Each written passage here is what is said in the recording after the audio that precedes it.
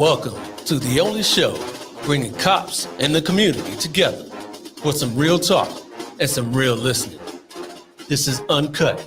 This is uncensored. This is Black and Blue Live. Welcome, ladies and gentlemen. How you guys doing out there? Black and Blue Live, back for another episode.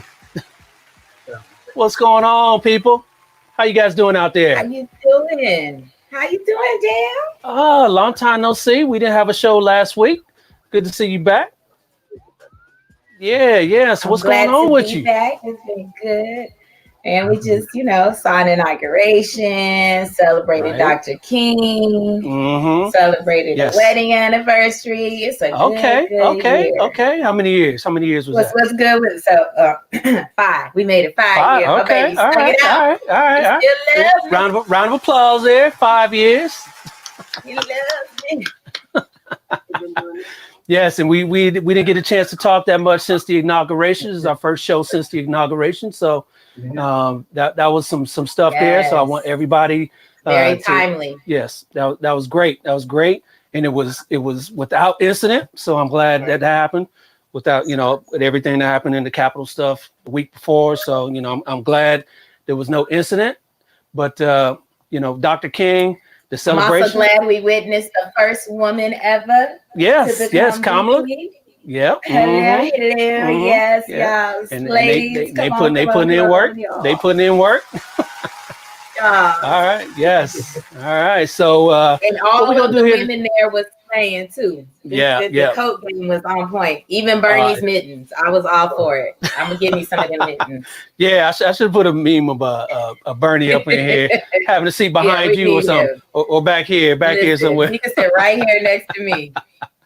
All right, so let's get to it. So we had Dr. King's holiday over the past week, and you can never talk about Dr. King too much. So we're gonna have a show about him today, and we got some guests on here today to help us further this discussion along. So let's get to it. All right. So our first guest here is a journalist. He used to write for the New York Times, amongst other publications. And he helped cover Dr. King back in the day. So everybody, please help us welcome in Mr. Paul Delaney.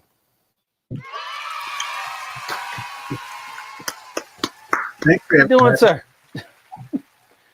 Good to see you, Mr. Delaney. Thank you. Pleasure to be here with you.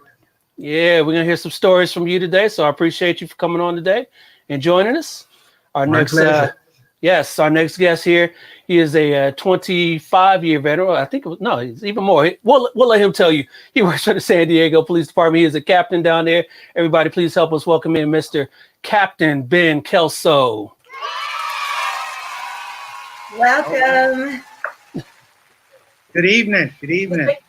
Thank you for having Kelso, me. how long have you been there?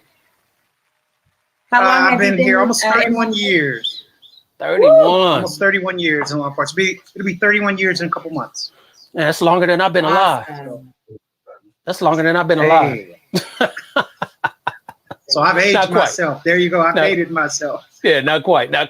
Yeah. All right, our next guest here, he is a veteran. In biblical terms. Dog years.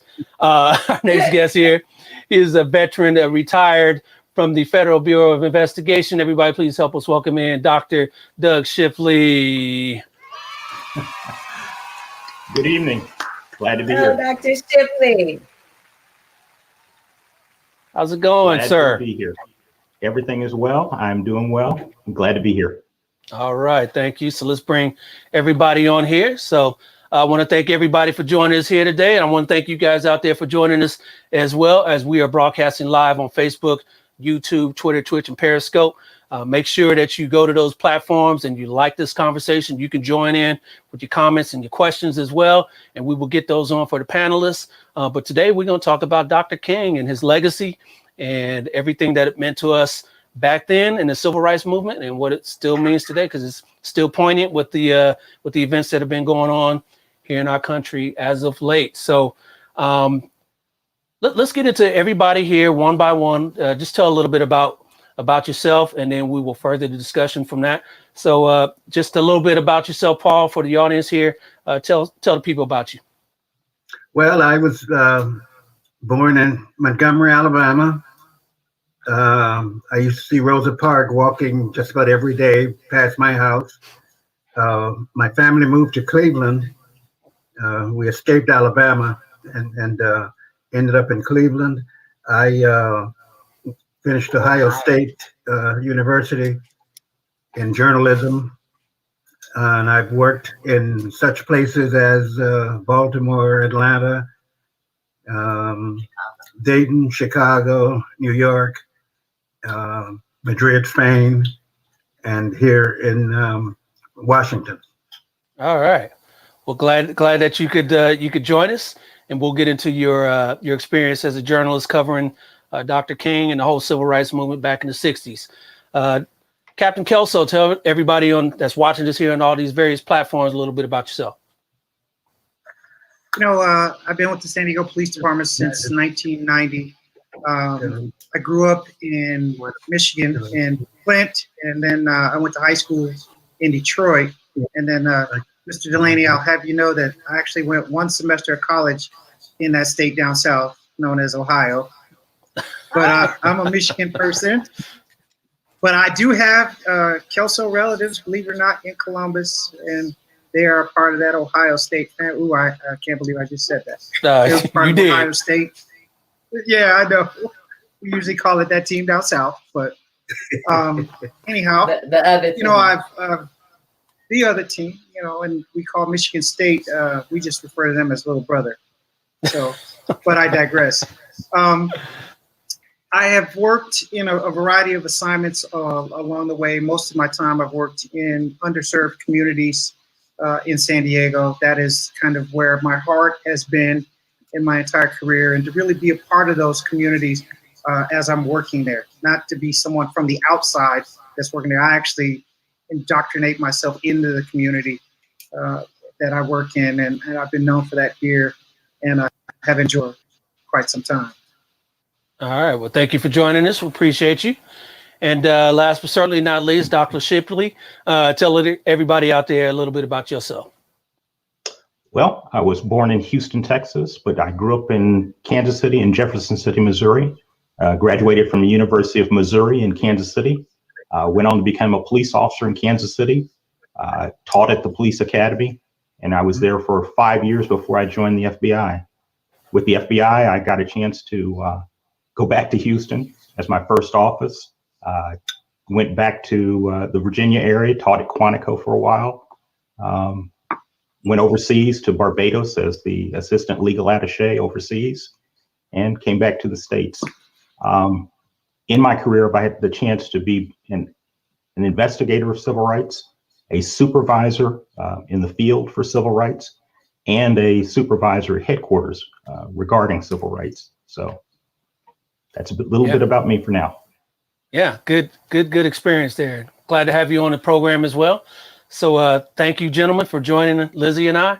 And since this conversation is about Dr. King and being African-American here in the United States and what all that means to us, why don't you tell everybody what it means to you, Dr. King's legacy, everything he did for us back in the 60s as a part of a whole movement. He wasn't the only one, to be sure, but we're here to talk about Dr. King as well. Why don't you guys tell everybody what he means to you? Paul, what does Dr. King mean to you? Well, it's very personal in that when the movement started, I was living in Atlanta, working for the Atlanta Daily World, black newspaper. Also, the fact that Dr. King got his start in Montgomery, Alabama, where I was born and raised, and the church where he got his start. He was pastor of Dexter Avenue Baptist Church, but when the movement started, he got his fame from Holt Street Baptist Church. Well, Holt Street Baptist Church was the church that my grandmother and father, my grandparents, were one of the four founding families of Holt Street Baptist Church. And the reason Dr. King spoke at Hope Street was because Hope Street had a big enough auditorium to get people to allow enough people in.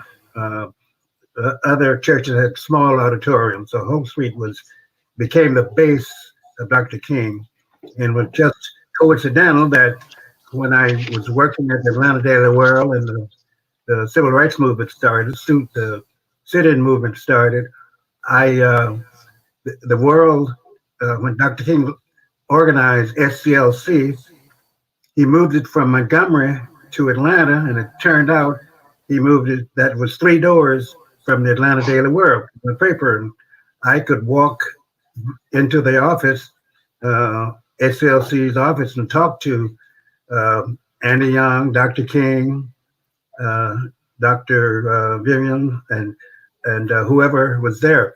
And as you know, the movement attracted a lot of people, a lot of famous people. Yeah. James Baldwin was there, coming in and out. So I was, unfortunately, let me make this point. My paper, the Atlanta Daily World, was a conservative paper. It was black, but it was against the movement. Mm. And so the leaders, the students, didn't care much for the World, but we journalists, they cared.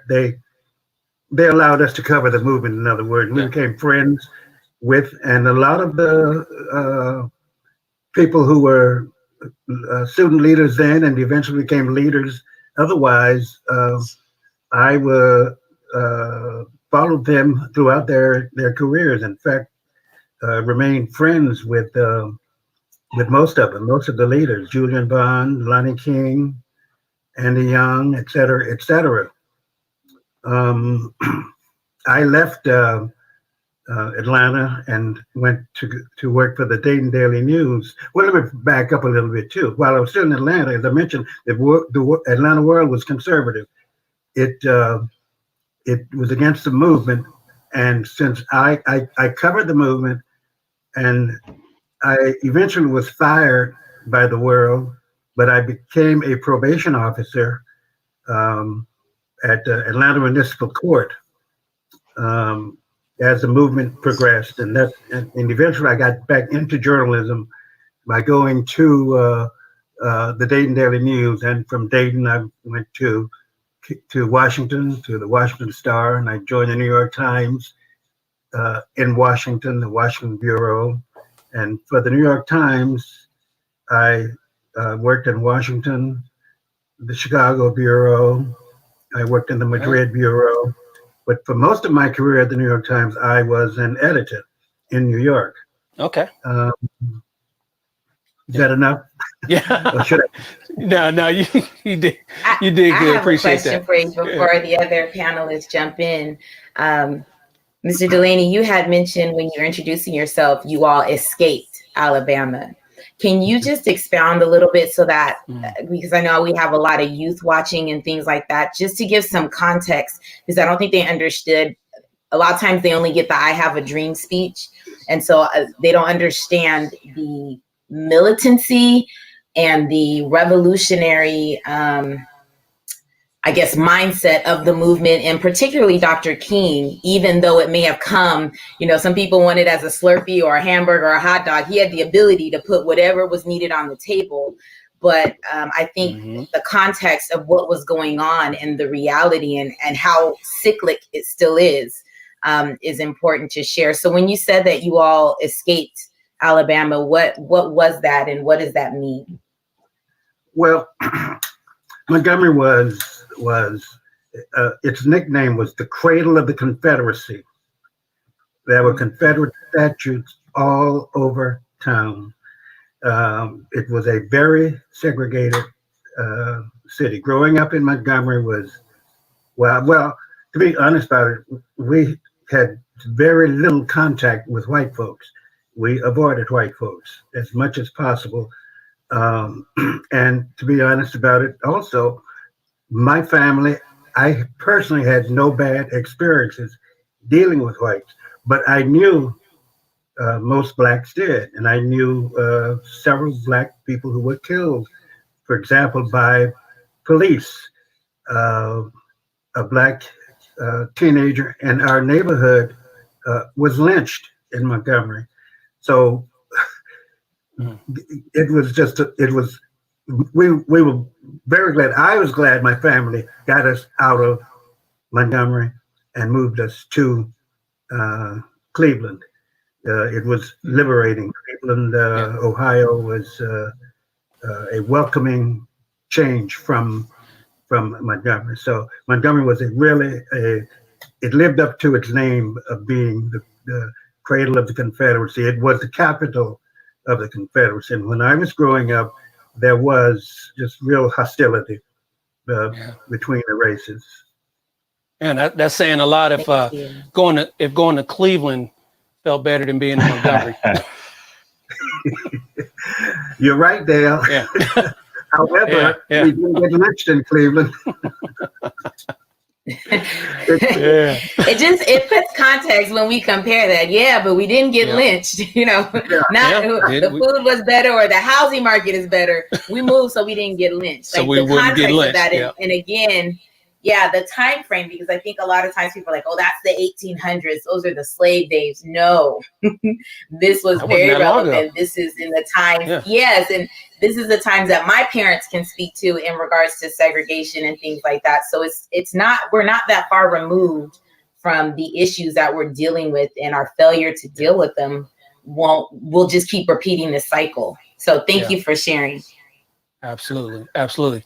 Ben, what does Dr. King mean to you?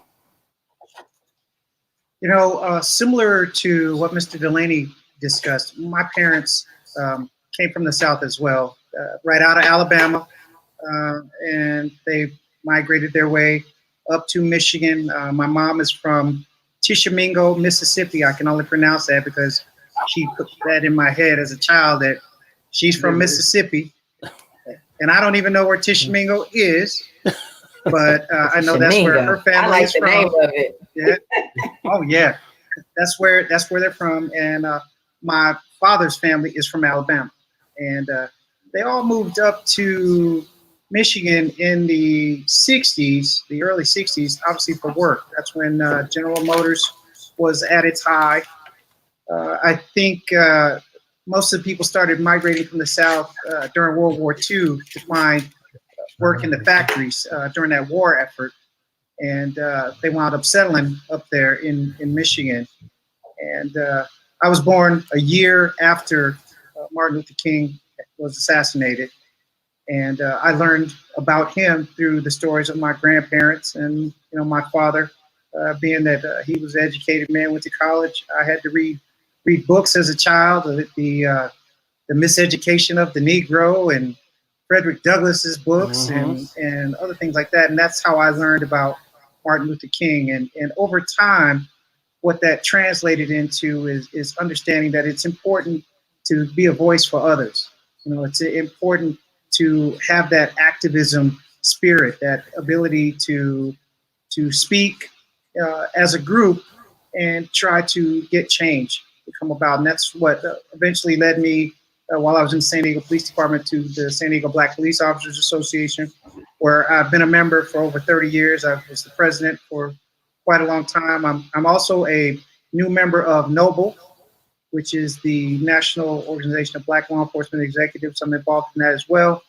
And I also was on the executive board of the San Diego branch of the NAACP as an active police officer, because I really think it's important for all voices to be heard, especially when you're talking about activism and trying to make things right, with change in law enforcement. Law enforcement needs to be at that table too. And I'm able to speak both those languages, the language of the people, being that, where I come from, but I also understand law enforcement policies and procedures and the language there. And I can translate those, very readily back and forth. It's almost like code switching, right? We learned to code switch all kinds of ways. That was on another discussion. Yep. Right? It's a form of code switching, right? To be able to translate those messages back and forth because we're still going to need law enforcement, but I believe that law enforcement has some things that need to change as well. It's not perfect,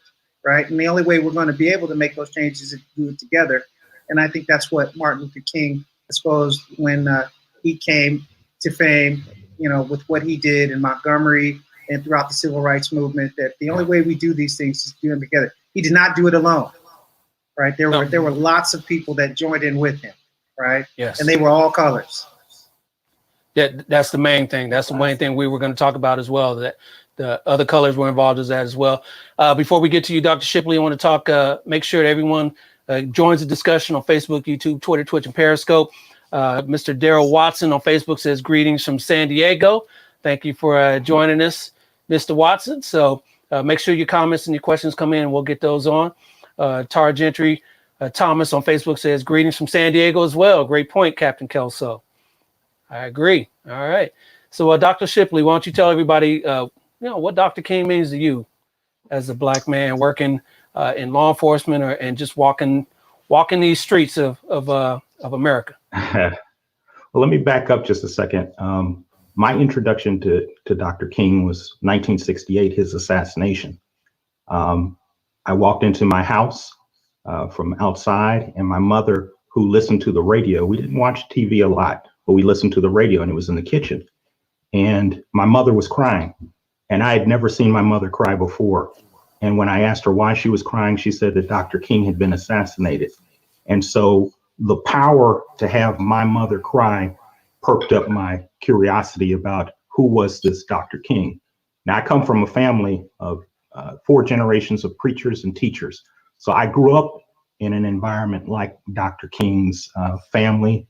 I believe Dr. Bernice King and I are about 6 months apart in age.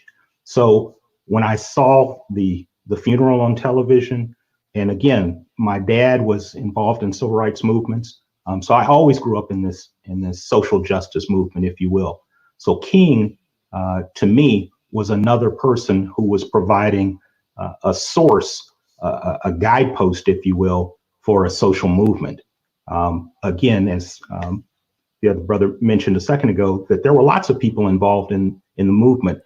Dr. King was one of the faces of the movement, but lots of people in all parts of the country, whether it was the Midwest, the Deep South, the North, there were lots of people involved in the movement. And so for me, it was an awakening, a taking away of innocence, if you will. My father used to run slide projector shows at our house talking about the civil rights movement. I learned about the 4 little girls being killed in the bombing, and it dawned on me how crazy a world this was, where somebody would hate somebody so much because of the color of my skin or their skin that they would kill them, and they would kill children who were my age. That was eye-opening. That was awakening for me. Yeah. And so going from there to a police officer, I joined the police officer and the FBI with kind of the same thought process in mind, that if I was not on the inside of those organizations, they would be the worse for it, because I wanted to bring that social justice mindset to both of those organizations. Yeah. That's been a big part of, why I wanted to get in law enforcement as well. Make sure a lot of that stuff that's going on out there in the world didn't happen on my watch, at least. You know what I mean? Not on my watch, not while I was there, which is why I got into the civil rights investigations and civil rights at headquarters and those types of things. It's a calling. It is not something that most people look to do. It's not fun. It's not sexy. It's not going to be the ones that get all the accolades, and you're not going to earn, the director's awards for these types of things, but it makes a difference to the people that you are trying to help. When somebody spray paints something on their wall or bombs their church or does whatever, it makes a difference to the people. In talking with that, I kind of want to piggyback off of this, and this is amazing. So I'm like a sponge right now, but specifically for Mr. Shipley and for Dr. Shipley and Mr. Delaney, because you all were present at the loss of Dr. King, can you all speak to I guess, Mr. Delaney, speak to what that was going, like what was going up, what the climate, as you were reporting, what the climate was from the people on the outside looking in, but even with your access on the inside, were they feeling something? Like, I know for us in law enforcement, because of the climate of the country, there's a conversation happening externally. Within your own organizations, you begin to feel a pulse a little bit differently. And so was that happening with Dr. King or with those you were talking to? And then Dr. Shipley, what was that like for your mom and your dad, because he was involved? What did that do to those that may not have been directly in the circle, but what did that impact have in regards to, I guess, correlating to Dr. King? The theme of the movement, the theme of SLC was love, nonviolence. And as you recall Selma on the bridge or other occasions where civil rights participants were beaten by one, white mobs and two white cops, and they would not fight back. So that idea of not fighting back, they had the demonstrators had to be taught to not do that. They were taught how to go limp. They were taught how to protect their bodies, to protect themselves from mobs, from the police, and from white mobs. So the big lesson there, of course, was the fact that Dr. King was spreading love, and as Dale mentioned, it was and others, it was integrated. This was black and, you remember one of the verses from the We Shall Overcome is black and white together, and that's the way the movement was. It started out integrated, and it went through. And up to a certain point, it was black and white together. So Dr. King brought these different factions, the different ideas, the different people, the different religions. He brought all that together, which was a major point of the beginning of the civil rights movement. And I was in Atlanta, and I was covering all of that at the time. Dr. Shipley? And for me, again, my dad was involved in those types of things. And so it was a continuation of those things. It didn't die with Dr. King. It continued on and fought for those types of things. For example, there's a church in Kansas City, 11th and Euclid, is called St. Mark's. St. Mark's was what they called an ecumenical church. It had Presbyterians, Baptists, Roman Catholics, all together utilizing the same building. And the Roman Catholic priest was white, the Baptist preacher was black, the Presbyterian preacher was black, etc. But bringing together different denominations all under one house. And that was kind of the holistic thing that my father always tried to put together. At one point, I know that he listened to the writings or read the writings of Howard Thurman, who Dr. King was read and studied under as well. And one of the things that Howard Thurman did was he changed congregations. So white people went with black people, and black people went with white people. And this was in the 50s or 40s or something crazy like that. My father did the same thing.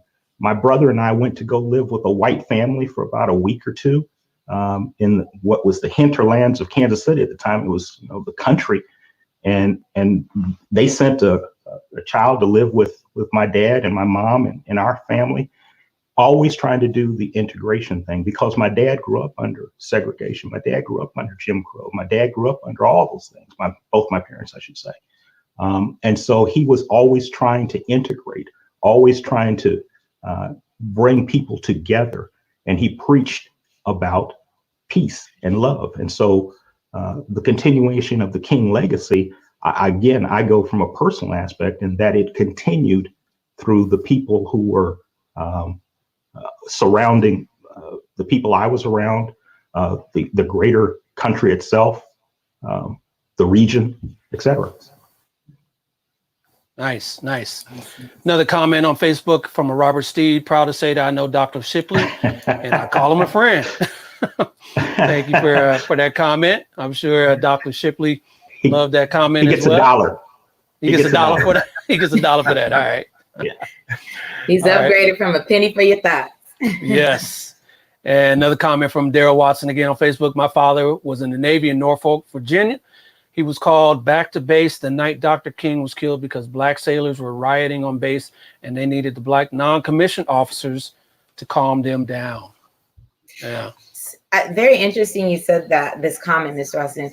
For you, Captain Kelso, have you found, like in law enforcement, that especially for your officers of color who very much have to code switch and navigate on duty and off duty, and you know, the frustration from the community and navigate that, and then almost like you need to choose a side, which none of us can. We are one and the same, right? How have you felt the need to kind of navigate that and help diffuse, or even more so now be more conscious of your officers of color, giving them a space to kind of vent and balance out? Or is there already peer support set up for that in this? Well, we already have peer support and wellness at our department, San Diego PD. That's a recent phenomena. Came about in the last 5 to 8 years or so, that we really started to focus on wellness and officers being able to cope with the traumatic incidents that they go through. That's why the Black Police Officers Association was formed back in 1974 to give a safe space for our officers of color to be able to communicate about the issues and the concerns they had with law enforcement and being on the department, and really finding ways to try to just adjust to the situation and be able to come up with some sort of strategy to kind of help them navigate law enforcement and dealing with the community. But I will tell you, most recently, with the murder of George Floyd back over the summer, it really brought into focus that we have not gotten as far as we thought we had. And our officers of color did need that space. They needed it drastically. In fact, we had to put on several Zoom calls with psychological services and folks on, and we wound up getting law enforcement officers from all over the country, from different agencies, that we needed to talk about these things, because they did reach a point where they felt like, I'm feeling like I'm torn. Like, I have to make a choice here. I got to choose a side, but how do I do that, right? And we really tried to come together and help them work through those things. Dale was a part of that. Daryl Watson was a part of that. You know, I was amazed that it started out with just the San Diego PD group, but then we said it can't be just us. And then we started hearing from law enforcement officers around the county. And then, you know, everything's kind of like a domino effect. It started reaching out across the country. And we had to put together a space for folks to be able to feel like they can just talk about their frustrations about what was going on. And it was okay to do so and be safe. And it was okay to feel like, because in law enforcement, we often find ourselves in these really difficult situations. But one that was most difficult was just being able to say Black Lives Matter. And why was that so difficult? And why did we feel like we couldn't say that? And of course, you know, officers of color, you know, Black lives have to matter to them, right? Because we're Black. And we had to explain to I'm included in that. We had to explain to our peers that absolutely. When we take the uniform off, right, then suddenly we don't have that same sort of shield, so to speak, that the uniform provides for us, right? And we have the problems that the greater Black America has. Just because we wear a badge, we don't get, you know, passed over in those things. When I walk in the store, I still get followed. I still have people clutch their purse and lock their doors and give me looks and all that, right? Or sometimes it happens even though I'm in uniform. Go to the station. Yeah, or you go to the station and you're not in uniform and the other officers don't know you. And they come at you like you don't belong there. Yep. Absolutely. And I still today, even just yesterday, on our social media, the San Diego Black Police Officers Association Facebook page, we take comments all the time from people that, oh, why is there a Black Officers Association? If there's a White Officers Association, you'd call it racist, right? And no, we wouldn't. And there are white officers associations. And if we can have one, they can have one. And just because they do doesn't mean they're adversarial with one another. I don't get that mindset, right? And there was a comment yesterday, well, if your viewers knew that you supported Black Lives Matter, you know, they wouldn't support you. And I don't think it's ever been hidden that we do support Black Lives Matter as a movement and as a mindset. That doesn't mean we support violence and rioting and looting. No, but fundamentally, Black lives have to matter in order for all lives to matter. All lives can't matter until Black lives do, right? And to say that, right, and to say that in law enforcement is very, very taboo. Difficult. Yeah, yeah. And then people give you different dirty looks, you know, and say, oh, you support BLM. There are all kinds of other things, and they forget, they don't understand the context and the realization that, man, when I'm off duty, I have to walk in circles where most of the people look like me, right? And they know who I am, and they know what I do, right? Which is a lot different from other folks. So I'm glad, Elizabeth, you experienced those things too. Yeah. Yes, absolutely. I was just gonna say, you can. I go get my hair at Sally's. When I go get my hair done, or when I need my supplies and things like that, they're in my neighborhood, in my communities, in my church. That's where I live, and so I can't. I have a Black husband. I have Black sons. I have Black brothers. I cannot act like this isn't a reality or a truth, or that I still get nervous when my child leaves or someone leaves until they come home, because God forbid they stumble upon the one that has an attitude issue or an ego issue, or really hasn't dealt with the humanization. Now that my son is an adult, he's no longer a cute little boy. So now he's a threat, you know? So there's just those realities, whether, you know, people, but to be able to acknowledge it and have a safe space so that you're not like, am I going crazy? Is it just me feeling this way? But I think it's amazing. And I think that those spaces are so needed for so many people, whether it's law enforcement, but specifically law enforcement and maybe military or governmental entities because of the politics, but just in any other places where you are not the majority, or you don't share the majority viewpoint or experiences in life. To be able to find people that have a similar lens as you, so that you can recognize or bring balance to each other and bring correction and love.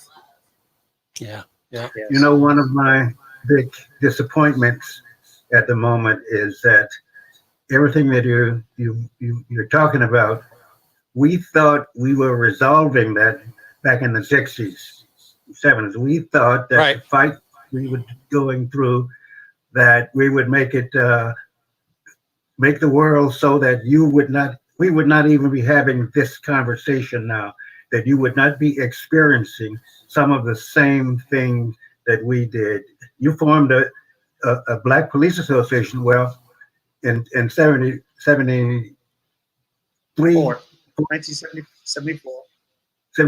Well, next year we formed the National Association of Black Journalists. For the same reason, we needed to get together to talk about these issues. One, the main issue at that time was they were not hiring us. They, meaning the major papers, the daily papers across the country. They were not hiring us. Or if they hire us, like me, I was the first Black reporter at the Dayton, Ohio Daily News. I was the first Black reporter for the New York Times Washington Bureau, for the New York Times Chicago Bureau, the New York Times Madrid Bureau. I was the first Black editor at the New York Times. And we went through that because we hoped that we would prevent the same thing from happening to you guys. That you would not be having this conversation today. That's one of the big disappointments in my life right now. Captain Kelso mentioned that he's a member of Noble. Noble formed in 1976 as a result of the same types of things, trying to look at Blacks in metropolitan police departments and who were at a certain level, and they had nobody to bounce their ideas off of, because certainly you couldn't look less than to somebody else. And so to form that bond, to form that group. And so we're still seeing the same thing. I saw somebody in the chat asked about, what's going on today, and what would my dad think about what's going on today?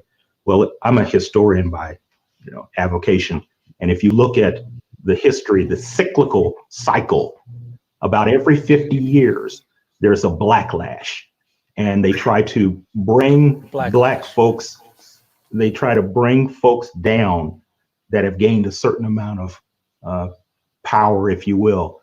1865, the war is over. 1915-ish, around the time of World War I, there's this huge movement, this white power movement.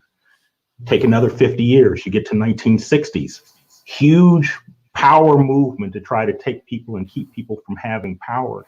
And we come up every so often, every 50 years, we come up and we fight these things. So we go from 1965 to 2015-ish, or 2020, and we're back at the same spot. We have a little more power, a little more clout, but everything is cyclical.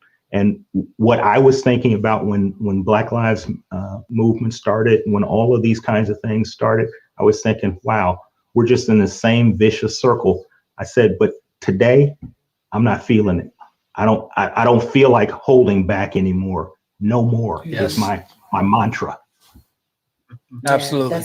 So, and I know you said that you went into the division that dealt with civil rights and the investigations of that.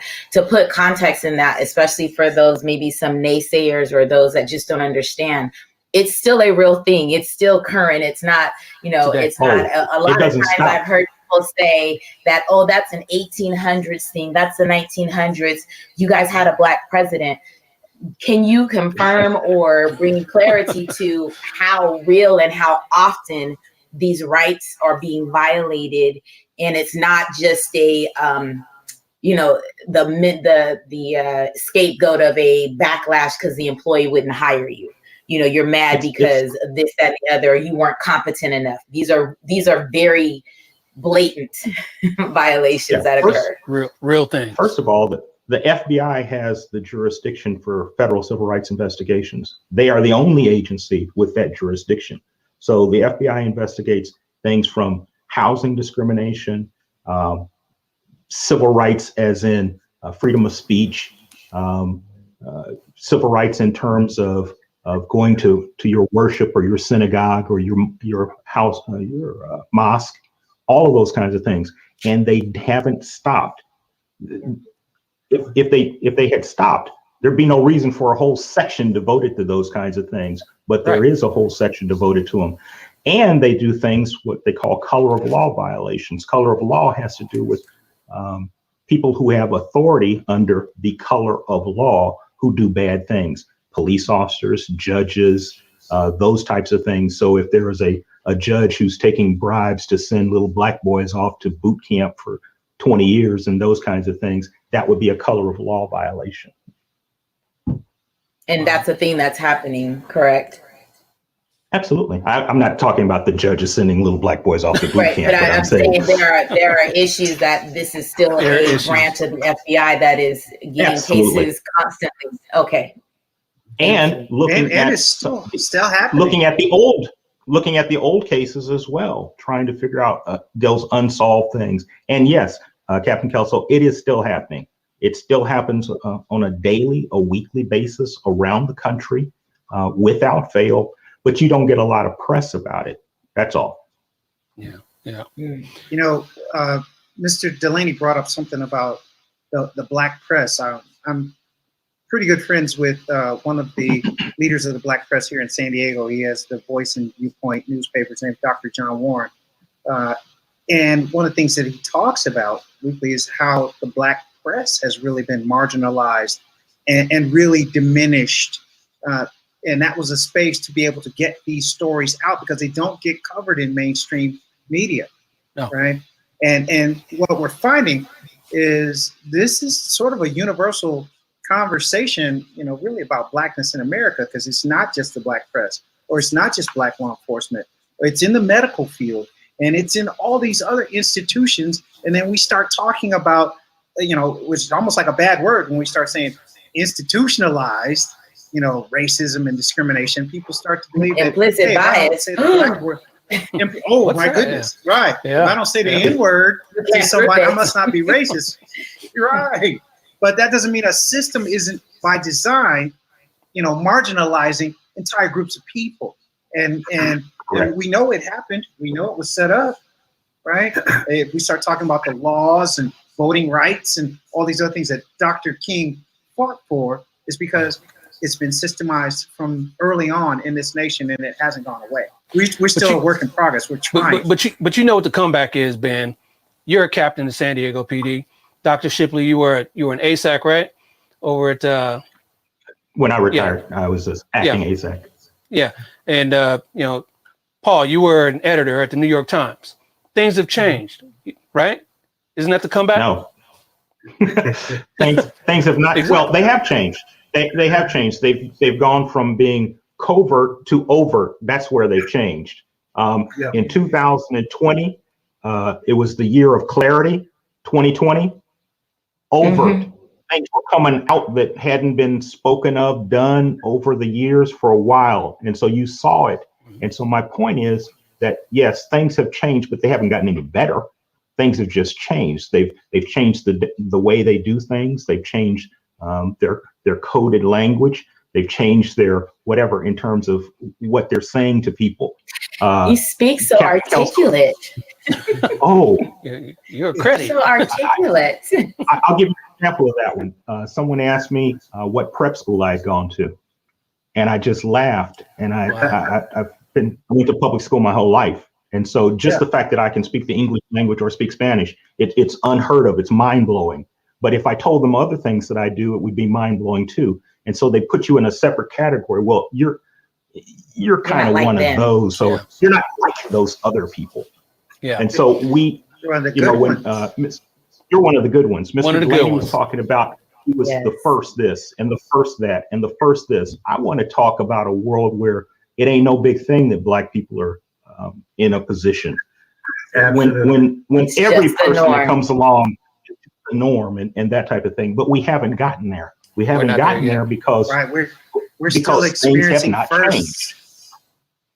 Every day I look on LinkedIn, and every day on LinkedIn it talks about this person was just named as the first XYZ. Every single day. Yeah. Well, that is a great point, because at this time in America, we shouldn't have to even talk about a first this and a first that. I mean, 2020. Okay, we did it back in the 60s and 70s, but we shouldn't be doing it now. Everything should be, and even my old New York Times. What happened was, we broke it down. They started hiring. We forced them to start hiring Blacks, but they got around that by not hiring Blacks, but other minorities, Hispanics, Asians, etc. And they have today have more non-Black minorities than they do Blacks at the New York Times. And I'm sure it's similar around the country. They're satisfying their numbers, their percentages, but they're not with us. I left the New York Times 30 some years ago. The editor of the Times today is Black. He's the first one to reach that point. Well, I predict there won't be another Black editor of the New York Times for another, maybe the rest of this century. And the reason is, of course, because they can't find any qualified Black people to take any of those positions. There's just not enough qualified people out there. I know Dale, Mr. Laney, Captain Kelso, all of us know people who would fit any position that is out there currently, and any position that would be named. So I don't understand what the craziness of this conversation about we can't find any qualified ones, and why are we the only ones that have to be qualified? Everybody else is okay, but they put that little word in front of what we do, talking about we can't find any qualified Black people. Yeah. That's I know we short on time, Dale, but I have a quick question. No, we got all night. We got all night. Okay. So, and we're talking about journalism too, and we're discussing the King's legacy. But Mr. Delaney, obviously, just even now watching how things are covered by the media, and you had mentioned earlier that you were covering a movement that was contrary to the paper you were representing, which eventually led to you being terminated, which kind of leads me to believe that you were still reporting with integrity, regardless of the desire of that paper. What do you think, like, when you look at the way things are being reported now on both sides, whatever that is, and the integrity or lack of that, do you think because of the fear of termination, or just people have cognitive dissonance, people just have the lack of ethics to be able to just speak truth regardless? Or was it because for you it was relevant to the direct impact on your life? Like, I can't say this because it's still going to impact my life if I lie about these things or I don't share these things. It's going I think I'm kind of asking the question if I explain myself well.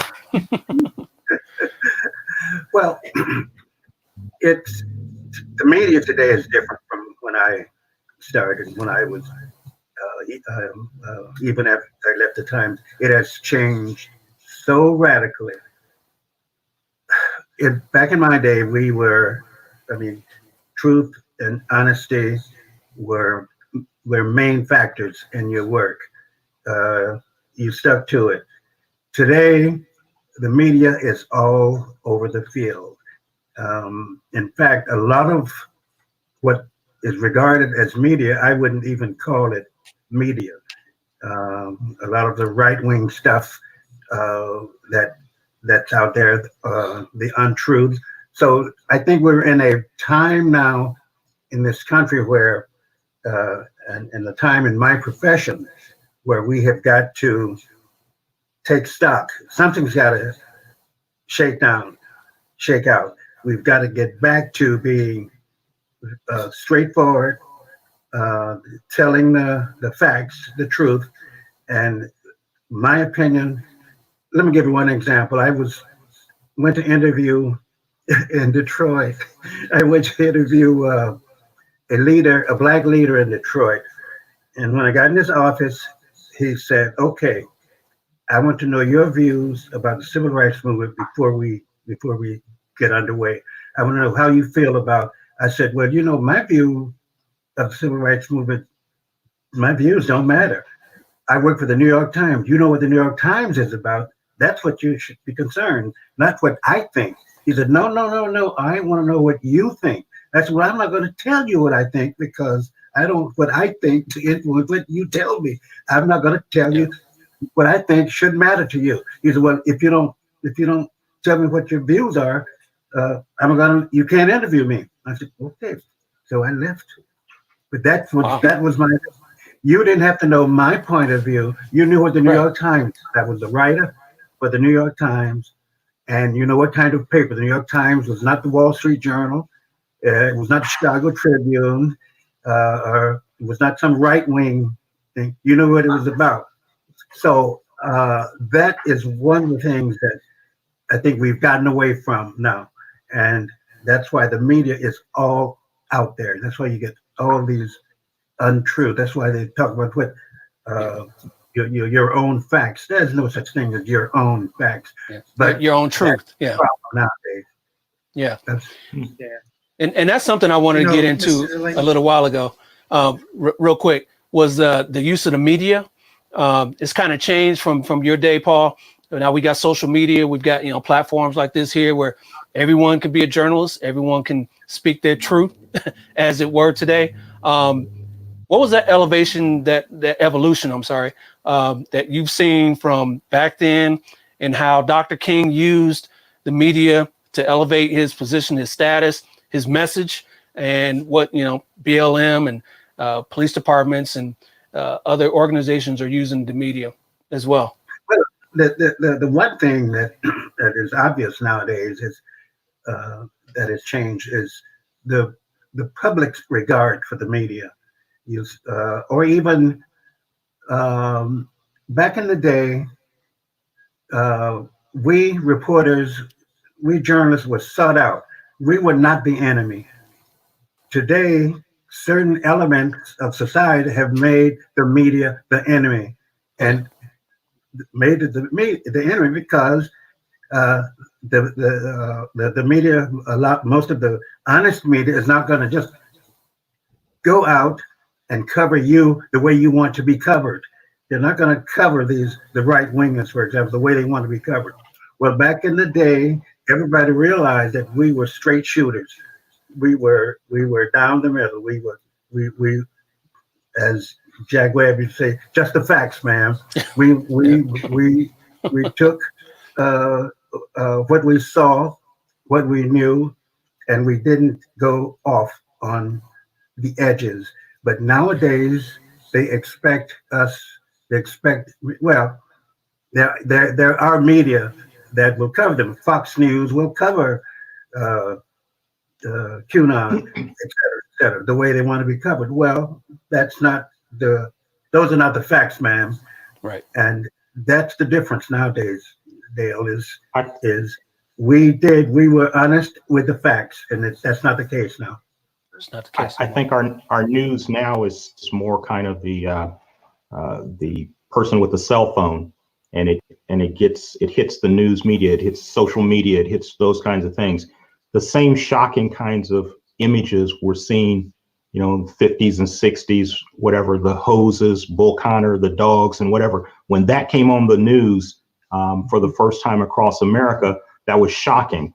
And so when we watched the death of a George Floyd at the hands of a police officer, when somebody is streaming that, that's the same kind of shocking testimony, if you will, live that we're seeing. And so I see the traditional news has kind of moved over to a particular position, and the social media has taken over that kind of platform for mainstream America, if you will. And so the BLM movement, a lot of it is people with somebody's cell phone, those people that call the police on people who are barbecuing in the park for no apparent reason, or those kinds of things. How do they come out to us? They generally come out to us on social media first, and then the mainstream media will pick it up. Right. Another factor right now is that the Black BLM is now in all 50 states. If you will notice now, I think for the first time ever, this did not happen in the civil rights movement. There have been demonstrations and support for BLM in every state. Back in the civil rights movement, you didn't have that. The support came in the white community from the north, and nothing in this. A few white youngsters in the south. But now I think about BLM, it's nationwide and in all international. That was not the case in the civil rights movement, and that is the main difference, which makes a difference, I think. Yeah. Go ahead, Ben. You wanted to say something real quick? Ben wanted to say something. Well, you brought up a point about the media during your day, Mr. Delaney, and just to kind of bring that into scope, there was really only three forms of media then. You had radio, you had print, and you had television. And television was actually limited then. You had major news networks, and it was important to have journalistic integrity, right? So you trusted those figures who came on television every day and talked about what was going on. And yes, Dr. King did use that to his advantage until people actually saw it with their own eyes and ears. They didn't really believe that, people were being hurt, that Black people were being beaten in jail. They were just criminals to that point, in the South, because no one saw it. And when you move forward today with the 24-hour news cycle, all right, that has spawned all different types of media outlets, and then cable expands it now because cable has different rules than broadcast television. And here we jump ahead another 40, 50 years, and now we have cell phones and social media. So now that anybody can broadcast to much wider numbers now than of individuals than TV and newsprint, right? So, you know, with that onset, there is no true channel of integrity, and you know, there's alternate facts now. Mr. Delaney talked about just the facts. Well, now alternate facts have a platform, and they have a platform where they can reach people anonymously, right? And as a result of that, you know, we're just all out of sorts. And I would like to see, I would hope that at some point, I think we're starting to see it with some of these platforms, is that, you know, they have to take a stand on what's you know, what integrity is, right? And ethics and so on and so forth. And I think we saw that within the last month or so with some of the things that were coming out of Washington. And these platforms said, oh, no, wait, that's just not true. And you know, as a result of these things that have been said, there's been violence, people have been killed. We are going to shut that down, right? It took that in order to make that happen, right? Just like, it, you know, our civil rights movement wouldn't have gone forward if people hadn't seen the horrific tragedies that were going on down there, right? And we see as a result of what we got. So where are we going from here with media? I don't know. Yeah. Yep. Speaking of media integrity, too, do you think because Dr. King and the movement faced a surmounting wall and growing army of enemies, right? So you have the systems that were in place: Jim Crow, segregation, racism, hatred, bigotry. So he's confronting these major systems, and then you have the arms of that. So you have the governmental entities, the FBI, the police departments, the government coming to try and dismantle and pointing attacks to him. Then you also had probably media covering what they maybe not as much had it not been for the journalists who had integrity on of all races reporting integrity wise. But like I look at now, and because there's a lack of integrity, you'll see people trying to tarnish the legacy of King with these, you know, other facts of he was this, or he plagiarized, or, you know, he had hidden lovers. And then, and even with Malcolm X, so he was, you know, homosexual. He did all of these things now to tarnish it, to try to, as if those things are discrediting. Regardless, it's your business. Your business is your business. But to try and demolish or diminish the legacy, the impact, and really diminish the movement and the call to equity, not just equality, but equity. Do you all think that if we'd have had the same media that we have now, that the movement would have had a strong impact? Or would there have been a tape released by a department later saying, well, this is the other view you didn't get to see? They hit us first, or this is the other thing you know what I mean? Like, or you should know this about King. He's been arrested before. He you know, his mama stole a pie. They were doing that then. And they would do it now. I mean, just like they do the same thing. Think about it. You know, the last 2 weeks, if you will, you've seen all kinds of examples of disinformation being put out there. And so while it may not be a COINTELPRO from the FBI, it's still disinformation. Captain Kelso mentioned it a while back. He talked about this systemic problem. You see all these people who are being popped up now from these various police departments, or from the Army, or from the various federal agencies who were part of the insurrection at the Capitol. Mm-hmm. And so it's systemic. It is not just one person from the South doing something. It is not just one person from some group out in, you know, the middle of the country or whatever. It's systemic. It's the entire nation, and it's got people in positions to do those kinds of things. So whether it's the editor of a newspaper, or the producer of a television program, or whatever, they're all doing the same thing. And as I told a group of young people a couple of weeks ago, I said, listen, because we were having a conversation about how they feel as Black people, young people in today's society. And they were talking about they feel like people are trying to put them down as if Black people don't matter. And what I told them was, listen to me, GM or let's make it Apple. Apple doesn't spend a whole lot of time worrying about Doug Shipley telephone. Why? Because Doug Shipley telephone is not a threat. So if you have a group, a system that has spent 400 years trying to take my people down, who does that mean the threat is? And not in terms of physical violence. I'm talking about in terms of what you see your competition as. 400 years. That's a lot of work. Yep. And it's systemic. Absolutely. Yeah. Paul, you had something you wanted to add there? Well, good points. That's and Captain Kelso made that. I think the difference is now you have social media, have it all over the field.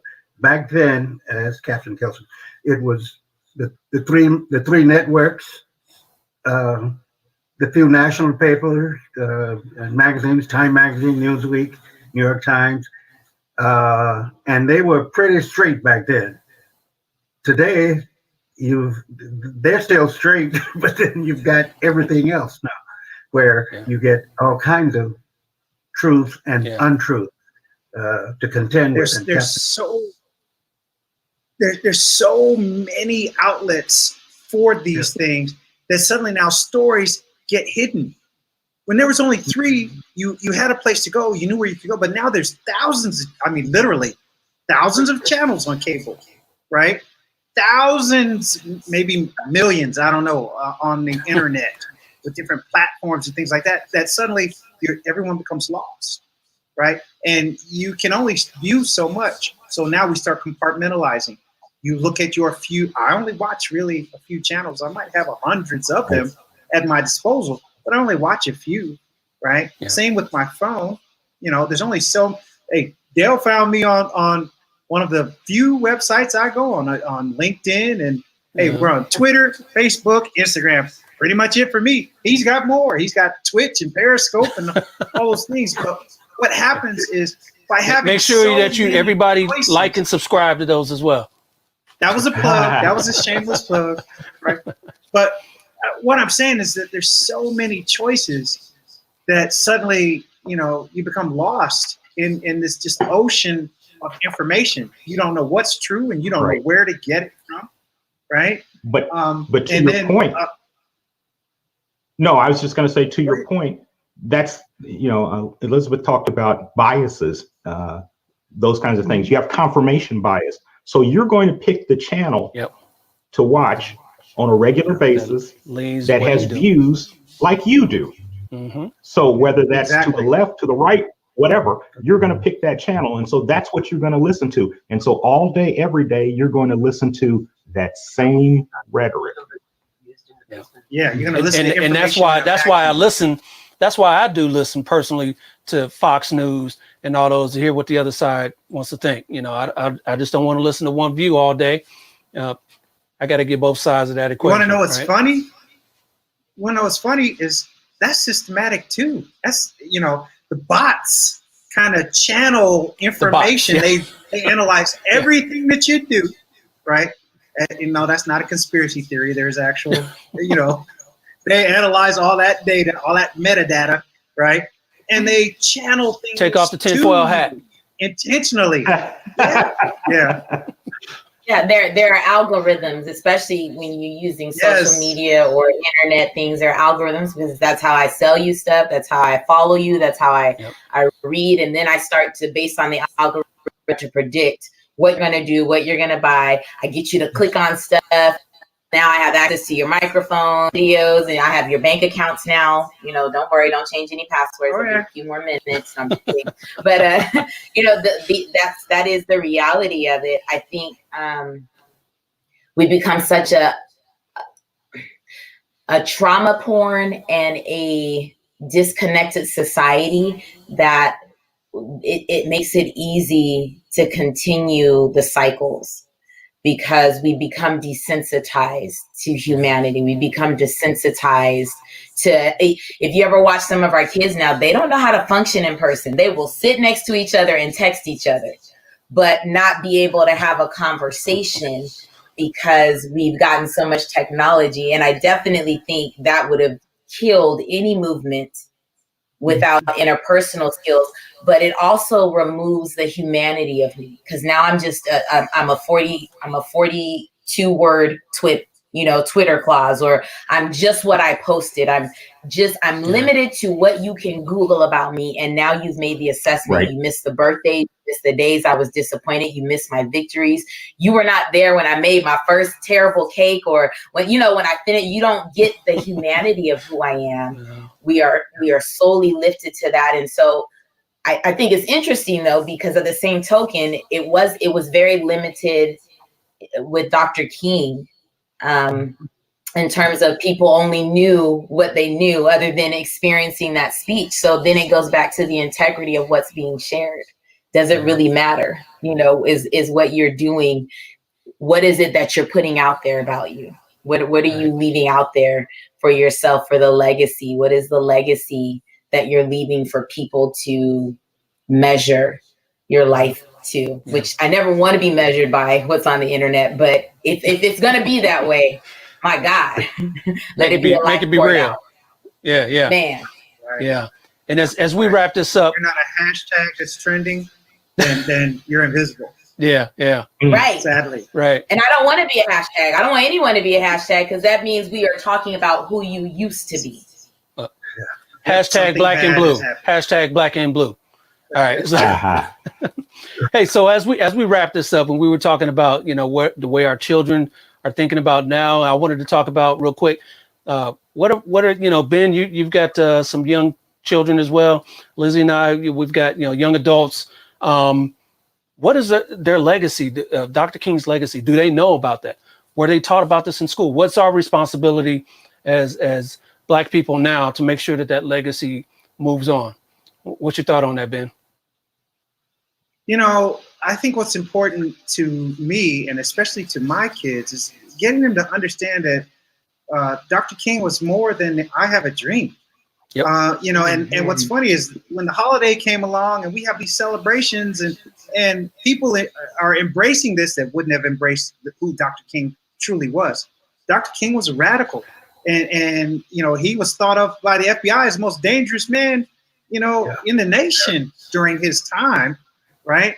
But we don't really share that part of him. He was Black Lives Matter during his time, right? Mm-hmm. And we don't share that. And I want to get my kids to understand that, well, we want to honor the legacy of Dr. Martin Luther King, who he really was, right?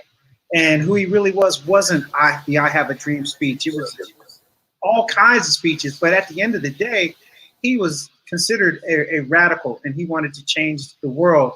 And that's what I want my kids to remember. Yeah. What do you think about that, Doug? I'm with him. Ben Kelso put it so poignantly. He was a radical, and to think of him in today's terms, he would be the Black Lives Matter of our generation. To my children who are 24 and 22 years old, they understand the radical side of Dr. King and what that means now. Civil rights is human rights, and Elizabeth kept talking about the humanity of things, and we've lost our humanity. And so when we think of civil rights, think of human rights. The Black Lives Movement is only trying to get to human rights, the things that we should have. Equity, not equality, equity, whatever it takes to get you to the same spot that I need to get you to, as opposed to everybody gets the same slice of the pie. Well, everybody doesn't need the same slice of the pie, but everybody needs to be equitable in how they're treated. And so that's today's legacy. That's the moral of the story. That's the whole crux of this thing. And Martin Luther King, yesterday, today, and tomorrow will still be the same radical that he was then, unless something changes. Yeah. And Paul, real quick, what do you think about the legacy of King? We get it, Paul. It wasn't all a loss. Get it. We getting it. We getting it. What do you think moving forward? What we need to be doing with the legacy of Dr. King? That's a great question. That is a great question and relevant because tomorrow in USA Today, I'll have a column, a piece, asking the question that King asked when he was down at one point in his career. Things weren't going too well, and he asked, "Where do we go from here?" He took time off and went down to Jamaica and wrote a book, thinking about where do we go from where this movement, where do we go from here, and that'll be in USA Today tomorrow. And so I think that's the thing, that's the issue right now, is the question. The question is, as a people, where do we go from here? Well, that's as far as I'm concerned, given my age, it's up to you guys and your children. I'll put it in your hands, Dale. He said, I'm going to St. Thomas. I don't know what y'all doing, but I'm going to St. Thomas. I'll put my time in. Paul is paying for all of us to go to St. Thomas, by the way. It's you get to go to St. Thomas. You get to go to St. Thomas. Yeah. Hey, you ain't got to ask me twice. I'm there. All right. Next podcast, St. Thomas. All right, gentlemen. I appreciate everybody for joining us on this discussion about Dr. King, and we delved into some other issues that we got deep into as well. I really appreciate that. We went over the usual 1 hour time because this is just so much to talk about here, right? I got more questions. I could just do this. We got more, but we got to wrap it up. I know Ben's got to go to sleep, so we'll start wrapping this up. And Paul gonna stay up till midnight our time. He's in Washington D.C., but he's still gonna be up here. But I appreciate everybody. So thank you everybody for joining us on this edition of Black and Blue Live. We really appreciate the discussion. Everybody that chimed in with their comments and questions. Hopefully we got to everybody. I don't know if we did, but hey, if we didn't, tune in next time. This will be live again next week. You can pick up this show on YouTube and Facebook after we're done. It'll be recorded there.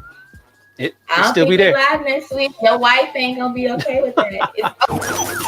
This has been a Maitre D Entertainment presentation.